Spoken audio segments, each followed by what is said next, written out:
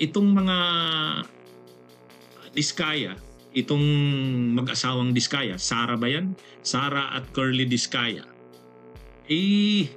Ano ngayon, laman ng mga balita, iimbestigahan na ng BIR ang kanilang mga buwis na binabayad, at ang customs iimbestigahan rin yung kanilang yung kanilang mga mamahaling sasakyan, luxury cars. O ito mga kabunyog, iimbestigahan na ng BIR kung nagbabayad ba ng tamang buwis ang pamilya Diskaya. Iimbestigahan na ng Bureau of Customs yung kanilang mga mamahaling sasakyan. Kasi talagang bakit iimbestigahan ng BIR? Bakit iimbestigahan ng Bureau of Customs yung mamahaling sasakyan nila?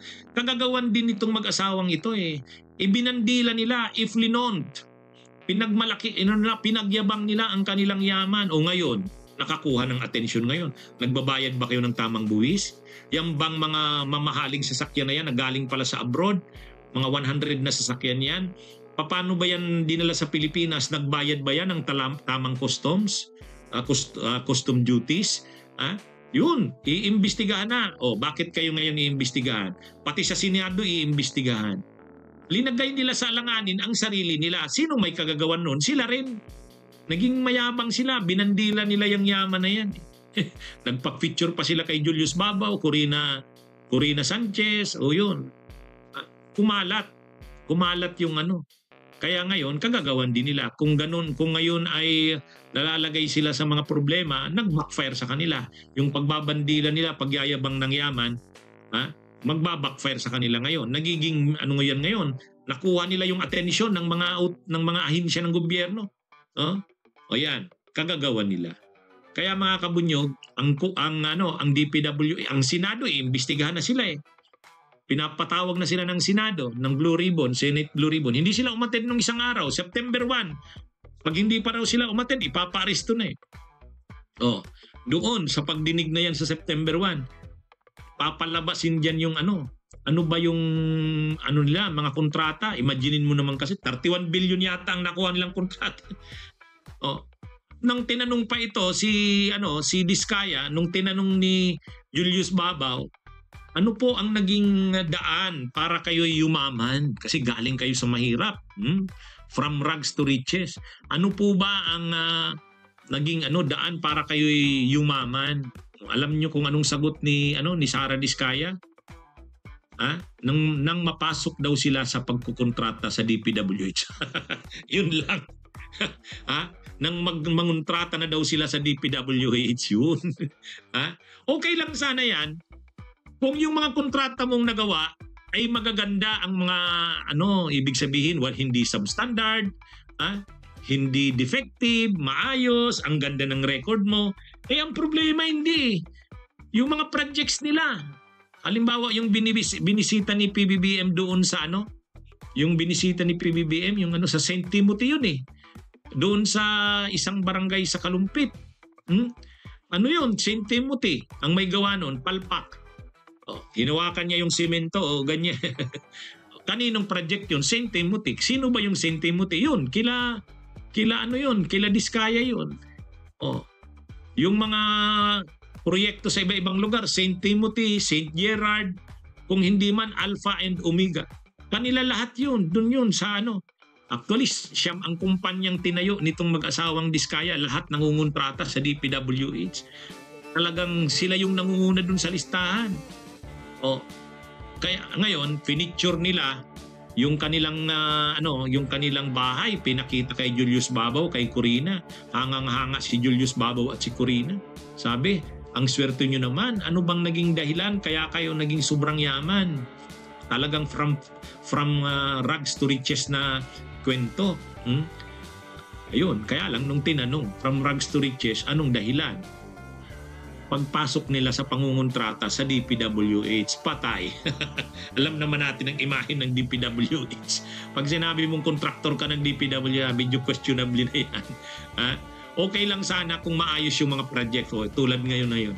Lumalabas ngayon ang daming mga substandard, defective na mga projects.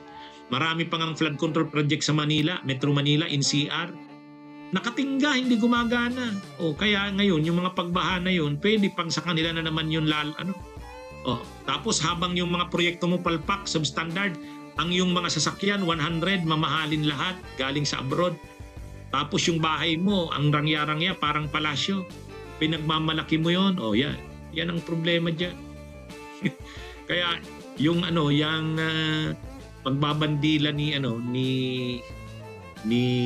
Lazara Diskaya at ng asawa niya ng kanilang yaman, pina-feature pa nila na nakita ng marami. At ano pa siya, imagine niyo, bakit mo binili tong Rolls Royce na ito na sasakyan? Ano pong nagustuhan niyo diyan? Sabi ni Julius Babaw. Sabi ni hindi, gusto ko lang naman dito. Ang gusto ko dito, nagustuhan ko yung payong kasi may payong siya. Imagine niyo yan, bumili ng Rolls Royce dahil sa payong. Tapos yung Bentley naman na sasakyan, mahal din yun. Bakit niya naman binili? Dahil naman daw doon sa wine. Yung cup ng wine, mayroong cup ng wine doon.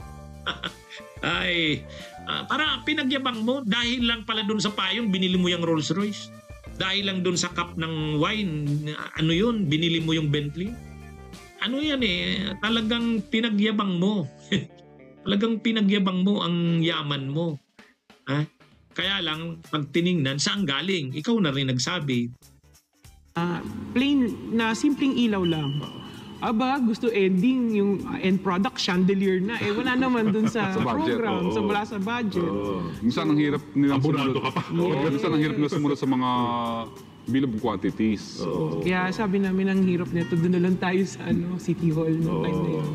Ano yung naging parang gateway para gumanda ang buhay ninyo? Nag-DPWH kami. Ayan, okay. Pangungontrata sa DPWH, okay. Tingnan natin yung mga kinontrata mo sa DPWH, yun na, substandard. Kaya kahit yung DPWH ngayon nalalagay sa alanganin, silang mag-asawa rin nalalagay sa alanganin. Bakit? Binandila rin kasi nila yung iba nga sinisikri yung ganyan. Hindi yan binabandila kasi nga makaka-attract ng attention niya. O ngayon, na-attract yung attention ng BIR. Nagbabayad ba kayo ng buwis?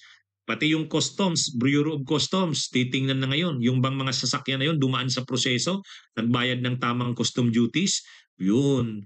Kaya mas maraming problema. Kumbaga, yung pag-flaunt ng wealth, nag-backfire. Yan yung dyan. Inaano sila ngayon? Problema nila ngayon. Bunyog, halikan na kasama ka.